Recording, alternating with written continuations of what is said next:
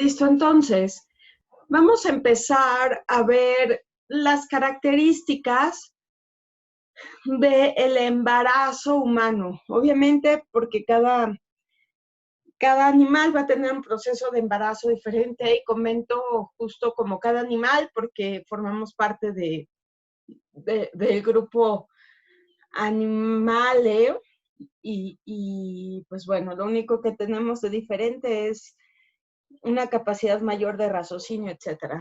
Entonces, ¿cómo es el embarazo humano? Cosas importantes. Lo primero, el tiempo. Un embarazo humano normal debe de durar entre 37 y 42 semanas de gestación. Lo van a ver en las presentaciones y en las historias clínicas como SDG. ¿Cómo se calcula?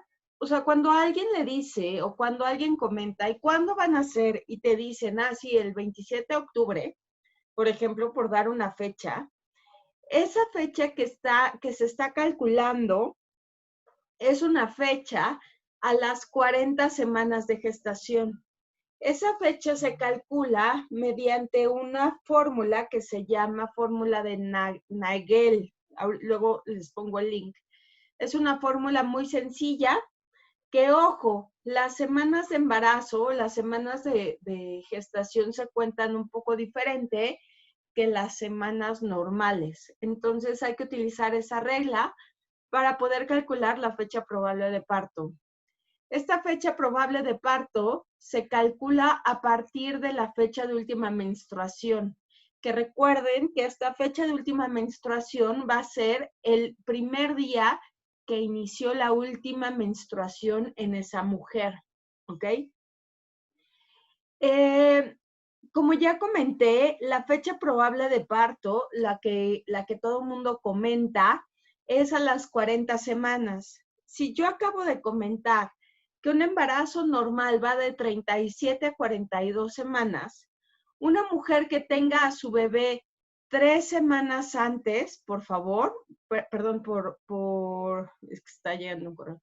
3 semanas antes, por ejemplo, que tenga el parto 3 semanas antes, no va a pasar realmente nada, porque queda dentro del término de embarazo o parto de término, es decir, no es que sea prematuro.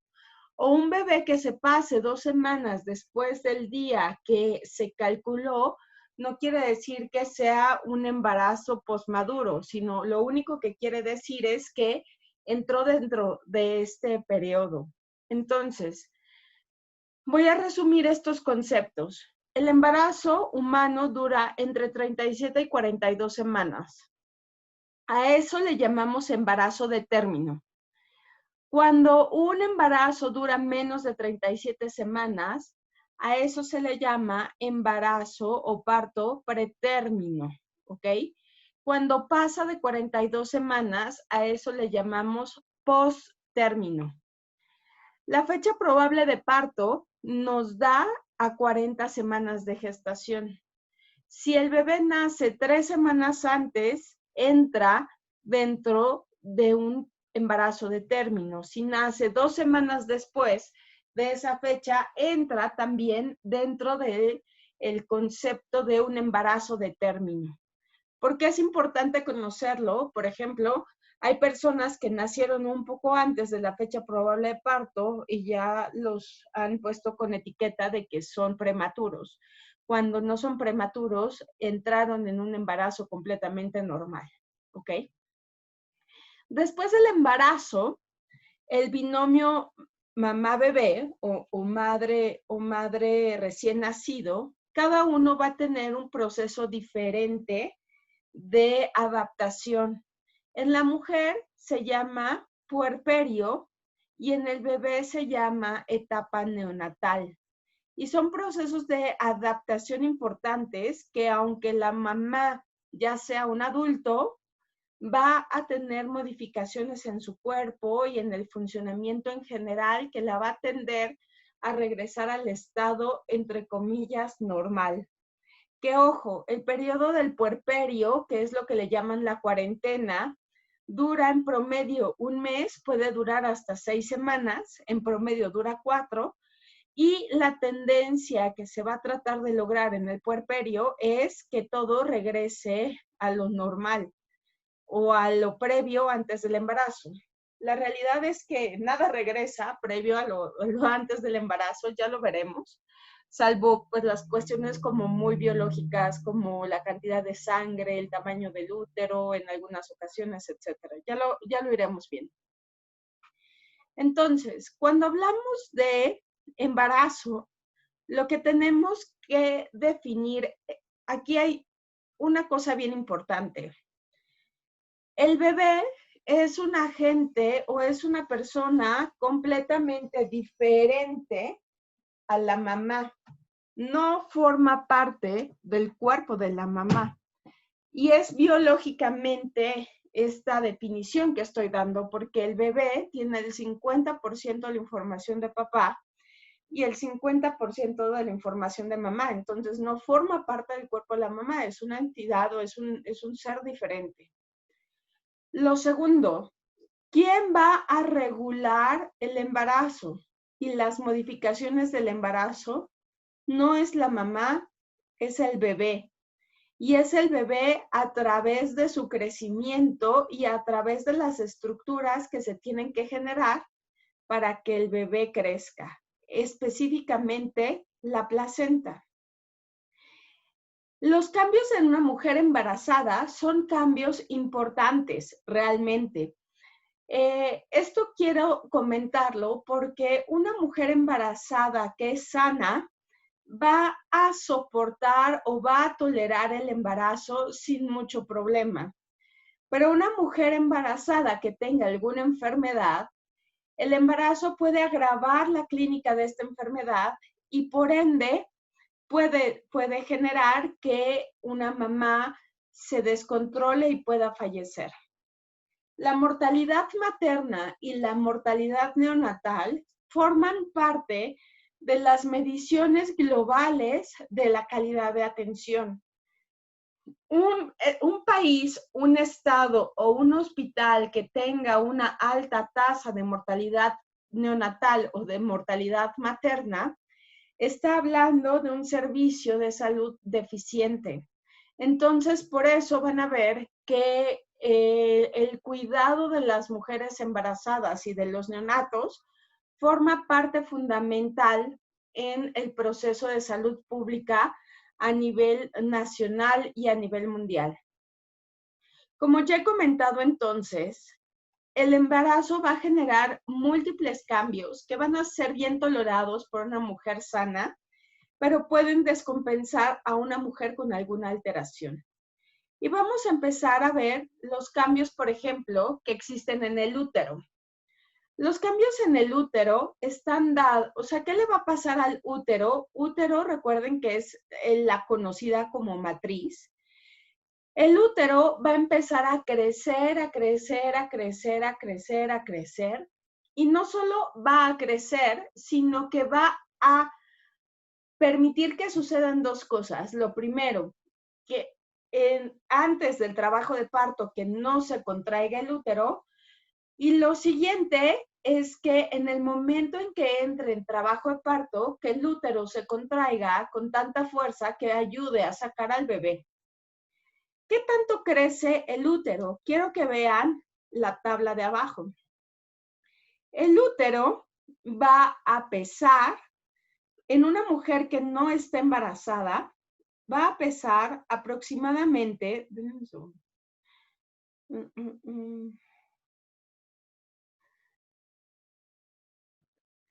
en una mujer que no está embarazada va a pesar aproximadamente 70 gramos, pero en una mujer que esté embarazada puede llegar a pesar hasta 1100 gramos, ¿ok? ¿Qué estamos diciendo? Que la cantidad o el peso que va a estar asociado al embarazo o al crecimiento del útero es muy importante. Por eso, cuando una mujer termina de tener al bebé, pues sale del hospital y parece como si tuviera al bebé todavía dentro, porque en realidad el útero lo que le tiene que suceder es que se va a ir haciendo chiquito. Y por eso la mujer, después de que nace el bebé, no es que baje todos los kilos que subió en el momento en que sale el bebé, sino que va a ir disminuyendo de peso de forma constante a lo largo de varias semanas. Y esto debido a que el cuerpo de la mujer se tiene que ir retomando, o sea, tiene que ir reajustando a su nueva realidad. Y vamos a ver, por ejemplo, cuánto tiene de capacidad. Una mujer no embarazada, el útero tiene una capacidad de 10 mililitros, pero una mujer embarazada puede llegar a tener una capacidad de hasta 20 litros. ¿Esto qué quiere decir? Que el hecho de que el útero permita crecer tanto puede ayudar o puede permitir la gestación de uno, de dos o de más bebés. Tiene la capacidad sin romperse. ¿Qué cuestiones importantes hay aquí? Cuando hay antecedentes de una cesárea, la cesárea per se puede generar una mayor posibilidad de ruptura de útero durante el trabajo de parto.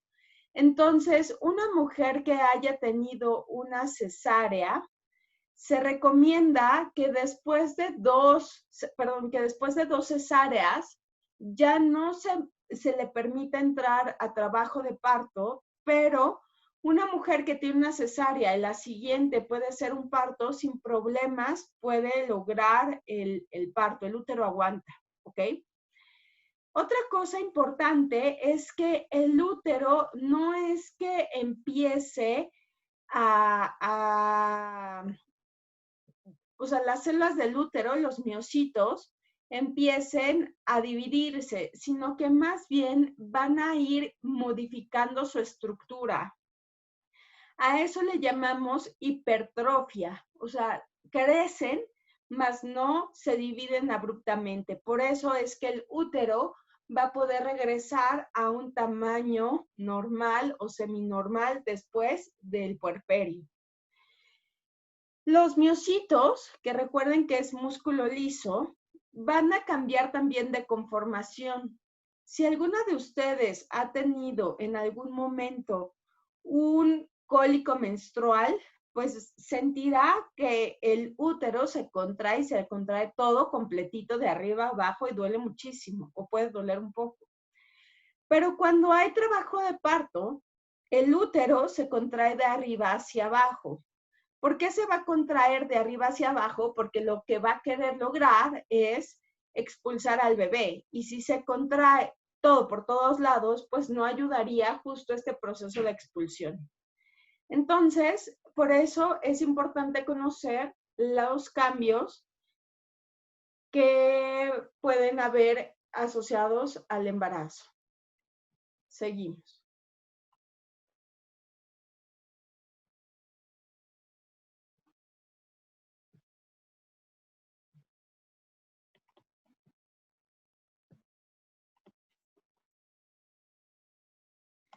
¿Qué va a pasar con el cérvix?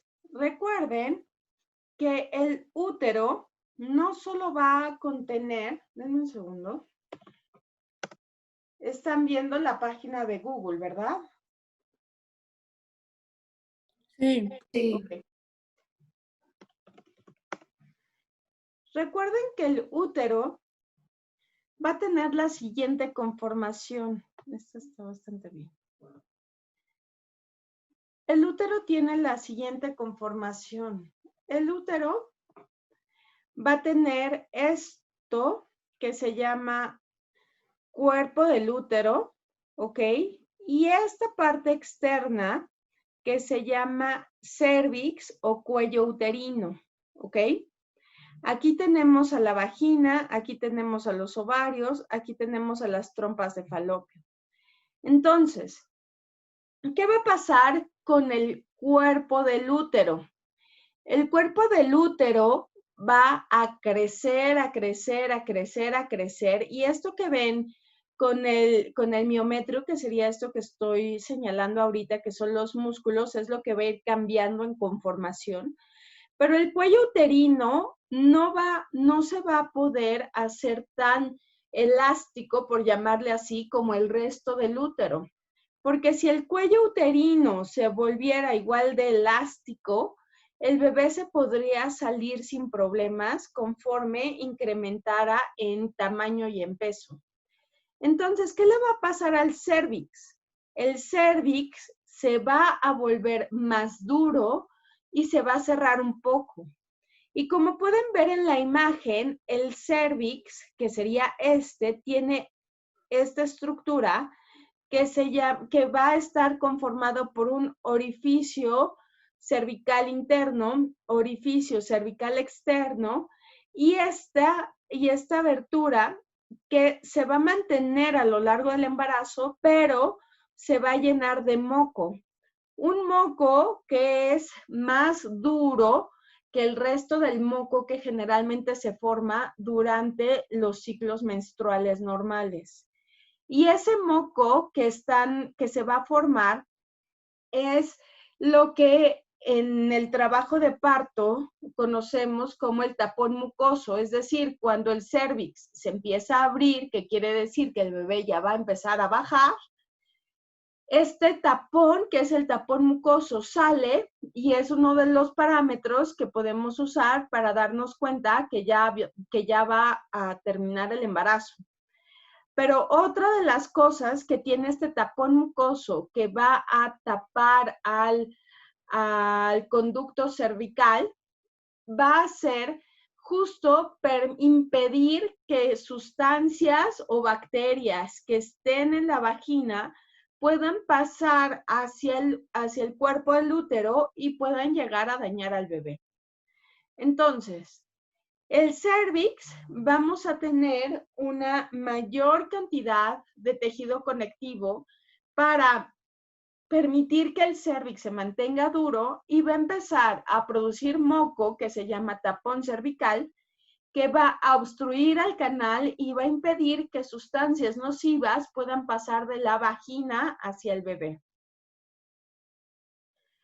Otra cosa que va a pasar, el útero va a estar irrigado por unas arterias que se llaman arterias uterinas, que ahora se las muestro.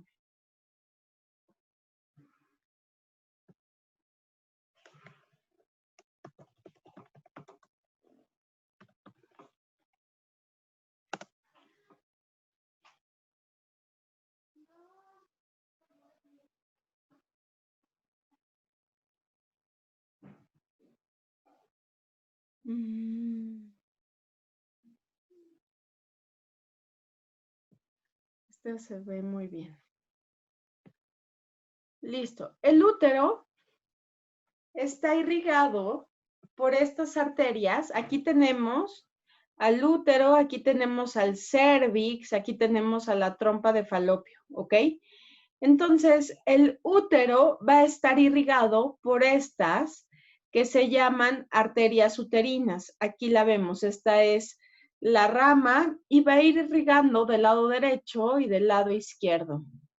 Estas arterias uterinas van a tener que incrementar en tamaño. ¿Para qué? Para que en el momento en que el bebé empiece a crecer, se va a ir necesitando mayor cantidad de sangre. Y al momento de que se va necesitando mayor cantidad de sangre, en ese momento las arterias se tienen que dilatar, es decir, incrementar en su diámetro para que llegue esta misma cantidad y el bebé pueda vivir. ¿Cuánto es el flujo sanguíneo que va del útero hacia la placenta? Que recuerden que la placenta es la que le lleva el alimento, el oxígeno y todo al bebé y de regreso. Más o menos son 650 mililitros por minuto. Si sabemos que una persona normal, una mujer normal va a tener entre 4.5 y 5 litros, estaríamos hablando que una mujer embarazada a término, es decir, hacia las 40 semanas de gestación, casi va a haber 1 litro de sangre en el útero por cada minuto. Esto nos está hablando de muchísima, de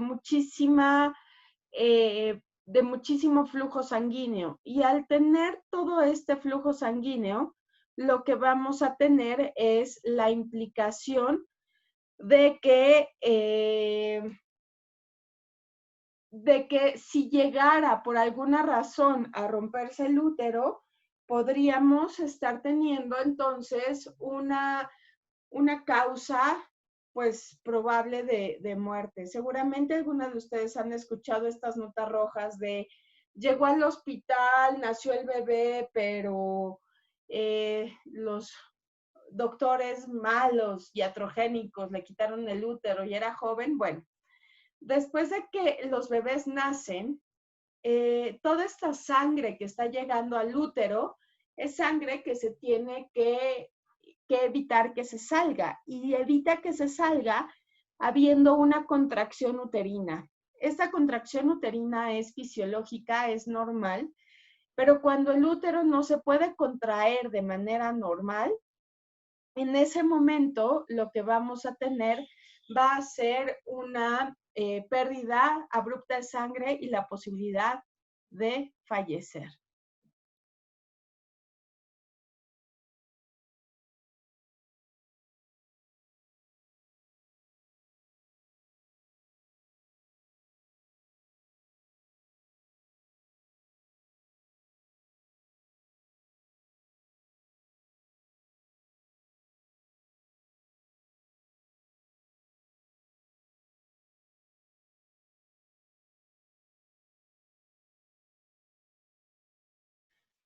¿Qué va a pasar con los ovarios?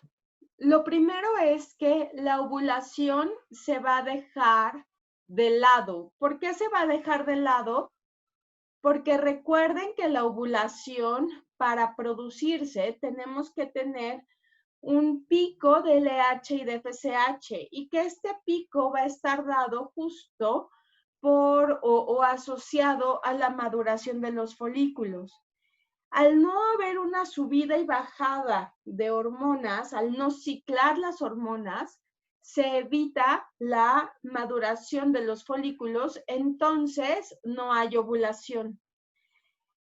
¿Qué va a pasar? Recuerden que durante el desarrollo folicular, lo que vamos a tener es que el cuerpo lúteo, en vez de morirse, va a ir cambiando hasta formar el cuerpo lúteo del embarazo, que al contrario, ese va a ir creciendo. Y va a ir creciendo y creciendo y creciendo y creciendo y creciendo hasta que la placenta pueda estar madura y ella sea la encargada de la producción de las hormonas. Entonces, ¿qué va a pasar con el cuerpo lúteo? Este va a crecer, va a producir progesterona, relaxina y otras hormonas que van a impedir que el embarazo cese. ¿Qué va a pasar en el abdomen? Pues lo primero que va a ocurrir es en el primer trimestre. Recuerden que el embarazo se va a dividir en trimestres: primer, segundo y tercer trimestre. Esto no lo he comentado y justo les voy a poner aquí, lo voy a escribir, ¿ok? Un poco para hacer esto. Entonces, primer, segundo y tercer trimestre. En el primer trimestre es la parte en la cual el bebé se está desarrollando. Entonces, aquí tenemos al embrión. Y el bebé es muy pequeño, mide máximo 3 centímetros a 4 centímetros, es muy pequeño. Entonces, el abdomen realmente no cambia de tamaño, ¿ok? En el segundo trimestre, el bebé empieza una fase de crecimiento acelerado Entonces es en el segundo trimestre en el cual ahora sí van a empezar a ver mucho más cambios a nivel del abdomen. Le voy a poner crecimiento rápido y en realidad en el bebé lo que va a haber maduración. Y en el tercer trimestre es el periodo de mayor crecimiento y también de maduración. Entonces, en el primer trimestre no esperamos cambios asociados al abdomen, no hay. Si una mujer empieza a tener un incremento en el tamaño del abdomen, no es bebé ni es útero, es grasa, ¿ok? Entonces, en el primer trimestre, la pared abdominal lo esperaríamos que se mantuviera normal, ¿ok? En el segundo trimestre va a empezar a incrementar su tamaño y en el tercer trimestre va a ser el mayor tamaño que pueda generar. La pared abdominal, recuerden que en la pared abdominal tenemos unos músculos. Esos músculos se llaman rectos del abdomen.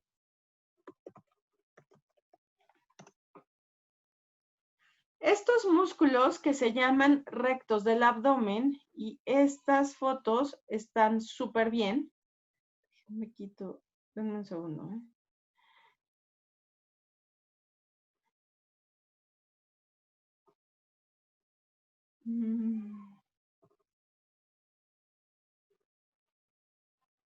Voy, listo. Muy bien. Aquí tenemos el recto del abdomen. Aquí tenemos los rectos abdominales, el derecho, el izquierdo, ¿ok? Y es por eso que a algunas personas se le ven como si tuvieran, pues, cuadritos. En realidad no son cuadritos, sino es la forma y la estructura normal de los rectos del abdomen. Entonces, lo normal es que estén un poco separados, pero que estén casi unidos en la línea que le llamamos la línea alba, que es la línea de en medio. Conforme el abdomen va creciendo, estos rectos del abdomen se van separando, ¿ok? ¿Y por qué se van separando? Pues porque el peso o el volumen que va teniendo el embarazo, el abdomen, va haciéndose cada vez mayor. Estos rectos del abdomen tienen que regresar a la forma original en el periodo del puerperio o en los meses subsecuentes. Cuando un abdomen creció muchísimo, una de las cosas que pueden generarse es algo que se llama diástasis de rectos, es decir, lo normal en el embarazo es que los rectos del abdomen estén separados, es decir, que tengan diástasis. Cuando el bebé nace, esta diástasis se tiene que eliminar, pero si no había una fuerza del abdomen muy buena o si el abdomen creció muchísimo, esta diástasis de recto se puede mantener, generar una hernia umbilical, que aquí tendríamos al ombligo, generar una hernia umbilical y requerir terapia o hasta cirugía para arreglarlo. Aquí teníamos unas buenas fotos, déjenmelo. Aquí está. ¿Qué va a pasar entonces con el embarazo? Aquí véanlo, en el embarazo crece el abdomen y como crece el abdomen, entonces se genera esto que es la diástasis de rectos, que como ya comenté, puede requerir, o sea, regresa normal o puede requerir, aquí lo volvemos a ver, o puede requerir fisioterapia o hasta cirugía para volverla a la forma normal. Entonces, por eso es de suma importancia que no se genere un incremento de peso tan alto para que no haya tanta diástasis de rectos y que no requiera posteriormente algún tipo de tratamiento, ¿ok?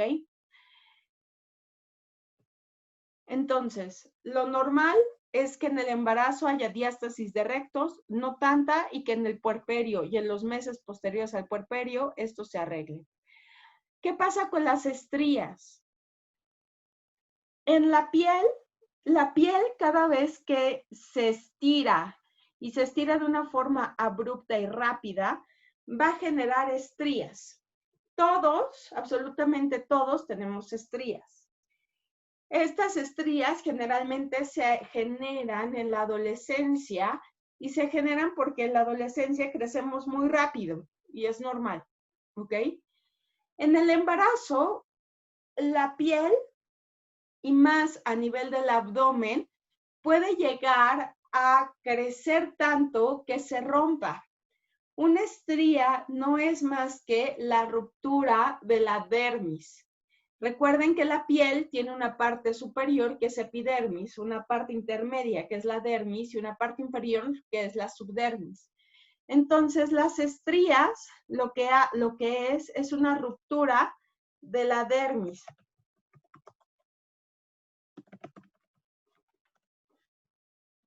Las estrías lo que es una ruptura de la dermis. Aquí lo tenemos. Ok. Entonces, al romperse la dermis tiene muchos vasos sanguíneos. Por eso es que se ven primero como rojitas y después, cuando ya se generó una costra, se ven blancas, ¿ok? Entonces, déjenme, aquí lo volvemos, aquí se ve un poco mejor. Entonces tenemos una piel sana y tenemos la ruptura a nivel de la dermis y esta ruptura a nivel de la dermis deja ver entonces una disminución en la estructura de la dermis, por eso es que se ve como hacia abajo y es la estría. Como ya comenté, la dermis es la que tiene muchos vasos sanguíneos y por eso es que al inicio las estrías se ven rojas. Después de que las estrías se ven rojas, se forma una cicatriz y esta cicatriz es la que se ve blanca. ¿Qué hay que hacer para evitar tener estrías? Lo que hay que hacer es que hay que tener la piel suficientemente hidratada y subir de peso lo necesario en el tiempo necesario. ¿Para qué? Para que no se genere este tipo de rupturas porque son rupturas abruptas.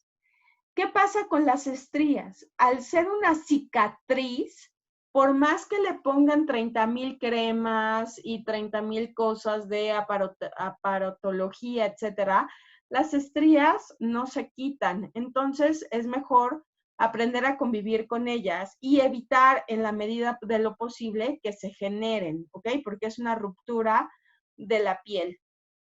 ¿Qué pasa en el embarazo? En el embarazo,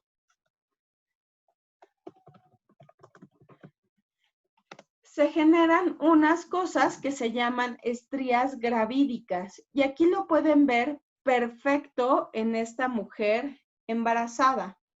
Todo esto que se ve son las típicas estrías que se generan por el incremento tan abrupto que hay en el tamaño del abdomen y otra vez primero son rojas y después se vuelven de color blanco ya que no tienen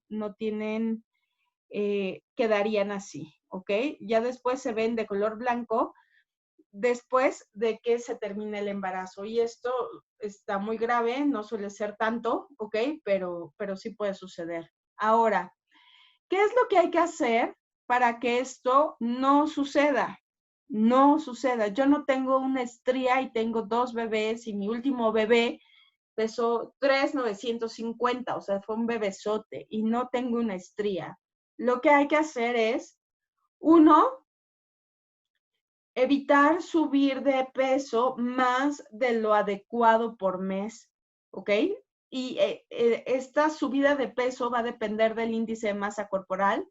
2, hidratación. Hemos visto que la piel, las estrías se generan por una ruptura de la colágena. Entonces, ¿qué hay que tener o cuál es lo que hay que hacer? Hay que cuidar el abdomen hidratándolo. ¿Y cómo se hidrata? Hay diferentes cremas asociadas a la hidratación durante el embarazo.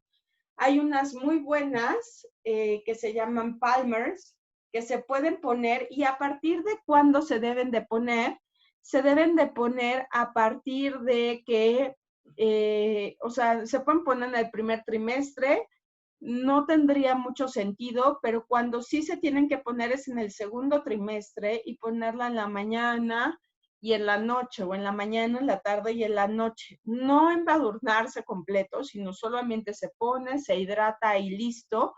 Tomar suficiente agua, tener una alimentación adecuada, y la señal de que algo no está sucediendo de manera adecuada es tener comezón.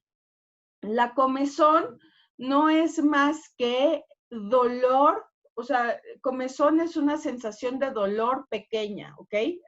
Cuando tenemos comezón es porque está generando dolor, las fibras nerviosas están documentando dolor. Entonces, cuando una mujer embarazada empieza a tener dolor o más bien comezón en el abdomen, quiere decir que es muy probable que esté empezando a tener alguna estría, ¿ok? Entonces, ¿qué es lo que hay que hacer? Hay que poner suficiente crema porque nos está faltando. Siguiente. Otra, además de las estrías que pueden salir, vamos a tener una serie de pigmentaciones. Estas pigmentaciones son normales en el embarazo y se dan por las hormonas, como cual corticotropina, estrógenos y progesterona. Estas pigmentaciones son normales, van a empezar a aparecer a partir del segundo trimestre y van a terminar o se van a eliminar algunas, más bien la mayoría, posterior a la terminación del embarazo, es decir, cuando el bebé ya haya nacido, tal vez medio año después, algunas de ellas ya se hayan eliminado. Hay una en especial que es derivada de la luz solar, que es el cloasma, que esa no se quita. Entonces, por eso es súper importante que las mujeres embarazadas no se vayan a solear, porque se pueden quedar con manchas en la cara, que es muy difícil de quitarlas, se llaman cloasma, y siempre ponerse bloqueador solar. Vamos a ver estas.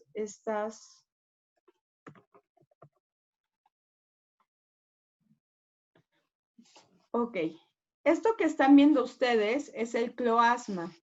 Generalmente salen, esta es como muy típica, salen en la región malar, ok, sale en la frente y en la frente. Ustedes pueden ver a muchas mujeres asociadas a, o sea, que tienen justo cloasma. Esto es una hiperpigmentación. Aquí, esta es súper clásica, que está en esta región, como en la región nasogeniana, que sería esto, y en la región frontal.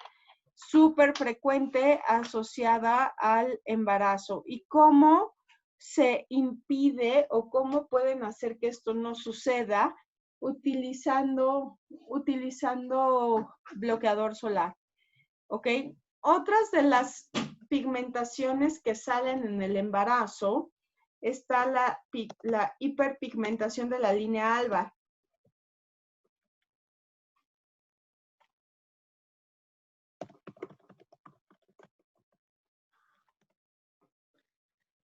Ok, vamos a tener una hiperpigmentación en la línea alba y aquí se puede ver perfecta, aquí se ve muy bien. Esta hiperpigmentación en la línea alba es frecuente. Es otra de las pigmentaciones que salen es la hiperpigmentación del complejo areola-pezón. Como pueden ver en esta imagen, está la areola y el pezón mucho más pigmentados, pero además se ve como un poco café alrededor de la areola, que es también parte de la misma areola, pero son pigmentaciones asociadas al embarazo. También se pueden pigmentar tanto el cuello como las axilas, pero hay que tener mucho cuidado porque una hiperpigmentación en cuello o axilas también nos puede hablar de resistencia a la insulina. Entonces hay que tener muchísimo cuidado. Aquí volvemos a ver a esta línea alba, que es normal que se hiperpigmente en el embarazo, ¿ok? ¿Qué otras regiones también se pueden hiperpigmentar? Se pueden hiperpigmentar la región de la vulva, se puede pigmentar la región un poco de la región inguinal. Entonces, estas son pigmentaciones normales asociadas al embarazo, ¿ok? Que se ve mucho mejor en lo que acabamos de ver que en esta. Las glándulas mamarias van a incrementar en tamaño. Van a incrementar en tamaño por la acción de los estrógenos y la progesterona, y esto va a ocurrir más a partir del segundo mes. El pezón, como ya lo vimos, también va a incrementar en tamaño, ¿ok? Y el pezón va a empezar a ponerse un poco más duro. ¿Por qué se va a poner un poco más duro? Porque tiene que funcionar como chupón, ¿ok? El pezón, recuerden que al momento de lactar es lo que va a permitir que el bebé pueda succionar sin problemas. Entonces, el pezón empieza a ponerse un poco más duro conforme va llegando el final del embarazo y ya también se va a hiperpigmentar. La areola se hiperpigmenta y de las imágenes que vimos, ok, me voy a regresar al de la areola porque quisiera que vieran que en la areola vamos a tener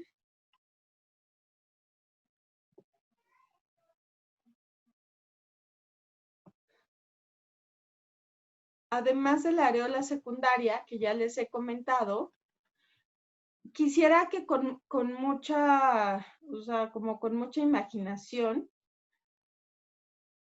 vieran estas bolitas, ¿ok? Esta, esta, esta, esta, ¿ok? Estas se llaman glándulas de Montgomery. Estas glándulas de Montgomery sirven para generar lípidos. ¿Y por qué se necesitan generar lípidos alrededor de la areola y el pezón? Porque durante la lactancia, la areola y el pezón se pueden agrietar. Entonces, estas glándulas van a ayudar a que se mantenga bien hidratada y humectada de forma fisiológica el complejo areola-pezón, y al mantenerse así, la areola va a sufrir menos durante la lactancia, ¿ok? La piel de las mamas también se puede generar estrías. ¿Por qué se van a generar estrías? Porque también las glándulas mamarias van a crecer rápido. Entonces, tenemos que evitar a medida de lo posible que se generen, pues también poniéndose lo mismo que hemos hablado en relación al abdomen. En cuanto a la leche va a cambiar en su estructura a lo largo de las diferentes etapas del crecimiento del bebé. La primera leche que se forma se llama calostro. Puede llegar a secretarse un poco de calostro en los primeros meses, pero lo más frecuente es que sea ya casi hacia el final del embarazo, o si no, hasta que el bebé ya haya nacido. Muy bien.